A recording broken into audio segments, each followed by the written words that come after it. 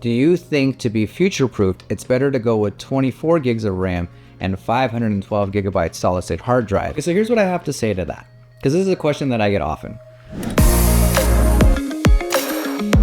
So I had the M4 Mac Mini for about a month now, and I want to give you my honest thoughts about its capabilities in audio production and everything in between, what it's really good at doing and maybe what it needs a little bit more work on. The first is that I had zero expectations for a computer that cost $599. I didn't expect it to act so well when it came to music production. Everything that I threw at the M4 Mac Mini, whether it was Contact plugins, using East-West Composer Cloud and Opus, using the Lander plugins for mastering, or mixing, or anything like that, it handled like a champ. Of the 2 videos that I made that showcased the M4 Mac Mini's music production capabilities, I only got 1 error message. It's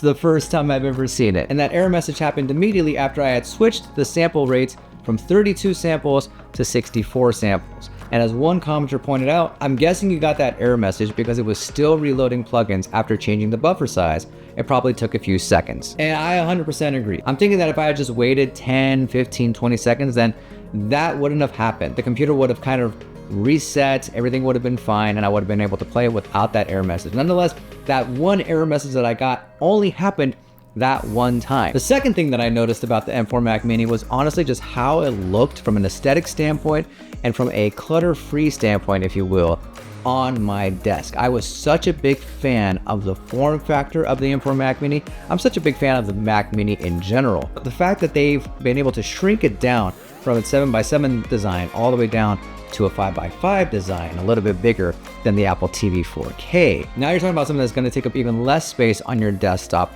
freeing up any additional space that you might need for other peripherals. If you need like a podcast microphone that you want to put on your desk, for example, like I did, or if you want to just do anything and everything, decorate it, if you will, with your favorite picture frames and that kind of stuff. Like, there's just less space that's being taken up. And I know that sounds kind of weird, but from an aesthetic standpoint, when you approach the place that you work to create, you kind of want it to be in flow, if you will. You want the feng shui to be as perfect as possible, if you will, for lack of a better example. And the fact that it's a 5x5 size therefore makes it so easy to just sit down and work and not necessarily have to worry about, oh, there's cables and there's this and I have to move this around and I have to do this and I have to do that. That alone, shrinking that size and putting it in that tiny little form factor that still works, by the way, is absolutely phenomenal. And to answer another question that someone had put about whether or not I got fan noise, did you notice much fan noise or hum? Is it quiet enough under stress to record vocals, acoustic instruments in the same room as the Mac Mini? I'd love to hear your thoughts, please. Yeah, so to be honest, I never noticed the fan once in the month plus that I used the Mac Mini. Not a single time that I hear it drum up a sound or spin up a fan or anything like that. Like, nothing.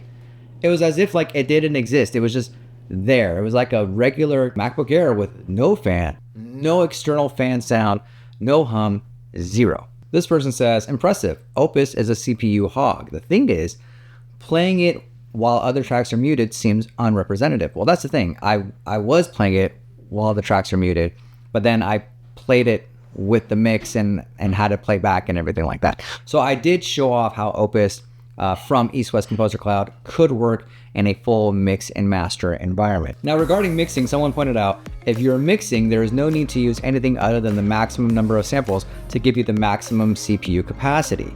Yeah, 100%. I agree with that 1000%. What I wanted to do was show off the capabilities of the M4 Mac Mini with 32 samples and 64 samples as well. Do you need to mix and master in 64 samples and 32 samples? Absolutely not.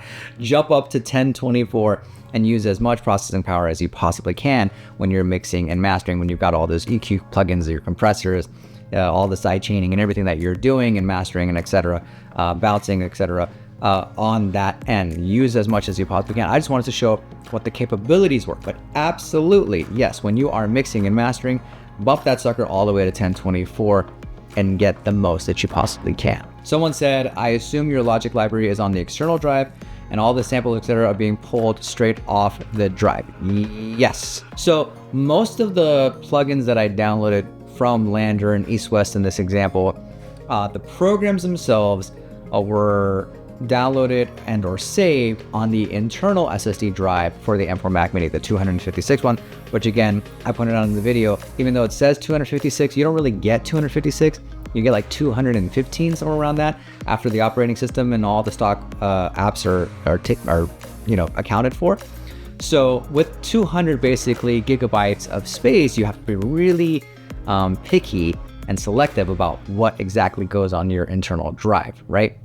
So the trick to that is to get an external drive or to get a RAID or to get anything that's external so that you can save your plugins and etc. on there. Now the programs themselves save on the internal SSD drive, but all the samples, so all my East-West samples, I had to go to the external drive, and yes, the Logic library, I had it relocated to an external drive as well. That's about 80 to 100 gigs right there that you don't necessarily have to worry about anymore because it's gonna go on an external drive.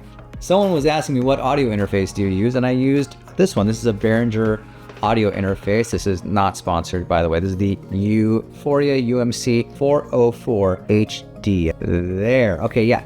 So 4 inputs are right here that you can be XLR or quarter inch, and all the controls are here. Your headphone control is here, and they've got all your outputs. Not super expensive, by the way. And if you want me to make a video talking about a bare bones, minimalist, maybe even cheap music production setup, let me know in the comment section down below. I'd be more than happy to make that, okay? Everything that I did for the M4 Mac Mini, from the IKEA desk to the audio interface to even the Thunderbolt display, the cheapest of the cheap, and I still got the results that I got, right? So it's not necessarily about the equipment, it's how you use it. More than happy to make that video. If you're interested, let me know in the comment section down below. Being a singer-songwriter type, I record live vocals, guitar, bass, etc. Do you have any latency issues recording live acoustically? I did not have any latency issues in recording the project that I did, but if you did have latency issues, all you do is you turn on the low latency monitoring, the little icon on the top, and if you don't have it, you just go into your toolbar and you can add that icon. Now, to be honest with you, the only thing I don't like about the M4 Mac Mini, truly the only thing I don't like about it, is there are no USB-A ports. And when you're working with peripherals that look like this, or you're working with a podcast microphone like the Yeti Blue microphone that has a USB-A output, that this has a USB-A output, that you have to use a dongle. I hate dongles. I really, really, truly do. I think ever since Apple has gone the way of, hey, everything's gotta be USB-C, everything's gotta be Thunderbolt 4, 5, whatever it is. And listen, I have no qualms with any of that. I just have the qualm of like, give me at least 2 USB-A ports. And if we're talking like we didn't have the room to do it, okay, I get you. But did you really need 3 Thunderbolt 4 ports in the back and 2 USB-C ports in the front? Could we have done like 2 USB-A ports in the back, 2 Thunderbolt 4 ports in the back, 2 USB-C ports in the front, and then obviously the headphone jack in the front and the HDMI in the back? Was that out of the realm of possibility? Did it just not fit? Because my favorite thing about the M2 Pro Mac Mini that I have right back here is that I've got all of that. I've got my USB-A ports, I've got my Thunderbolt 4 ports, I've got my HDMI ports, I've got my headphone jack. I've got everything that I need in that enclosure. But the M4 Mac Mini unfortunately removes that USB-A, forcing me to use a dongle, of which I'm not thrilled with in any way, shape, or form. Do you think to be future-proof, it's better to go with 24 gigs of RAM and 512 gigabytes solid-state hard drive? Okay, so here's what I have to say to that, because this is a question that I get often. First and foremost, I just want to say that like, don't make your financial decisions, your financial purchasing decisions based on what I have to say. This is just my opinion, okay? With that said, if you can afford it, get it. Like if you can afford to go for the 24 gigs of RAM and the 1 terabyte solid state hard drive or the 512 gigabytes of solid state hard drive, and it's not going to affect you in a monetary way, then I don't think there's any harm. I think the change from the 16 to 24 isn't as big as you might think it will be, but the change from 256 to 512 might just give you a little bit more ease when it comes to downloading plugins and programs and that sort of thing, and you're kind of forced to put it on an internal and not able to put it on an external drive. So for me, I would prioritize the hard drive space over the memory space, but if you can upgrade to 24 gigs of memory as well, then sure, why not? If you have any other questions about the M4 Mac Mini as far as music production is concerned, let me know in the comment section down below and I will do my best to answer them in that comment section as well. Until next time, my name is Amir, like the kind you look into. This is Arc Overload, and you can watch more right here.